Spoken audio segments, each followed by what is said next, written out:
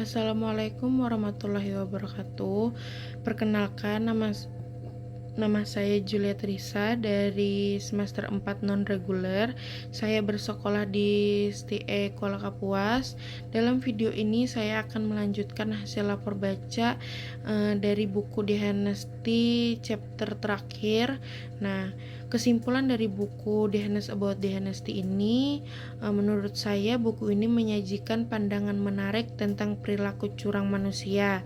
Nah, early seseorang penelitian perilaku yang menunjukkan bahwa alasan orang berbuat curang ternyata tidak sekedar karena keinginan mereka. Nah, karena mereka ingin mendapatkan uang atau keuntungan besar. Sebaliknya, perilaku ini lebih dalam kaitannya dengan psikologis, moralitas, dan pengaruh sosial. Di awal buku, Areli menjelaskan bahwa sebagian besar orang tidak sepenuhnya jujur, tapi juga tidak sepenuhnya curang. Kita dalam zona abu-abu, di mana kita cenderung mencurigai sedikit cukup untuk mendapatkan keuntungan, tapi tidak terlalu banyak agar tetapi merasa orang baik. Inilah yang membuat kecurangan menjadi rumit. Nah, kita bisa membenarkan tindakan kita tanpa merasa bersalah dalam kehidupan. Nah, dalam bab ini berikutnya adalah mengupas sebagian faktor yang mendorong orang untuk curang. Salah satunya adalah motivasi pribadi dan pembenaran diri, di mana seorang berpikir bahwa sedikit tidak apa-apa. Selain itu, pengaruh sosial juga berperan besar. Kita lebih mudah tergoda untuk curang jika melihat orang lain melakukan, apalagi jika mereka adalah bagian dari kelompok kita. Nah, menariknya adalah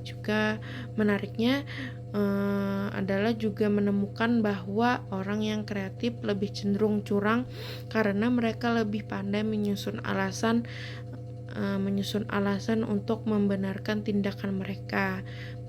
Bahwa kerja sama pun menjadi faktor pendukung kecurangan dalam tim. Bisa kita saling memperkuat pembenaran moral. Namun Erel juga menegaskan bahwa aturan keras tidak terlalu efektif dalam mencegah kecurangan. Kadang aturan yang terlalu kaku justru mendorong orang untuk mencari salah sebaliknya. Nah, norma sosial mengingatkan moral dan contoh perilaku yang baik terbukti ampuh untuk menekankan niat berbuat curang. Menjelang akhir, Eril menyampaikan pesan optimis. Meskipun kita cenderung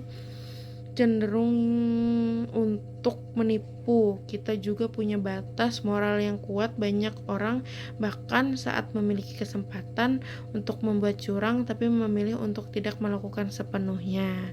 Nah, karena ingin mempertahankan citra diri sebagai orang yang baik. Nah, kesimpulannya, buku ini mengajak kita melihat kejujuran bukan hanya dari sudut pandang hukum atau hukuman, tapi sebagai cerminan dari kesadaran diri untuk norma sosial dan nilai-nilai yang kita bangun bersama. Jika ingin menciptakan masyarakat yang lebih etis, maka kita perlu menciptakan budaya yang mendukung dan memelihara kejujuran dari dalam dan dari lingkungan sekitar kita. Demikian yang dapat saya sampaikan. Wassalamualaikum warahmatullahi wabarakatuh.